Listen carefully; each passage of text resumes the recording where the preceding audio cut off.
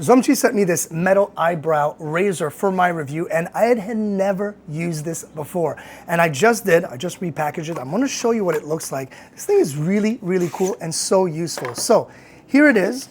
Here's the actual little apparatus. It's got that blade here. I love the fact that it's got a protector, and it also comes with 5 interchangeable blades. So you do have a lot to go with. And check this out. This is the blade itself, and I've never seen a blade like this. If you go a little closer, you kind of see almost like it's not like those single blade razors for your face.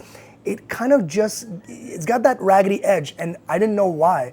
And when I did it, like obviously the unibrow, and you could shape your eyebrows if you wanted to, you could literally feel the kind of like going at it. It doesn't hurt the skin. It doesn't go as close as a single blade because it's literally trying to shape that, you know, that hair, right? And it is super, super easy to use. Again, I had never used it. I just used it around my brow here. I didn't shape my eyebrows yet. I'm not sure if I'm gonna do that, but I do like the fact that I can clean up this area right here very, very easily.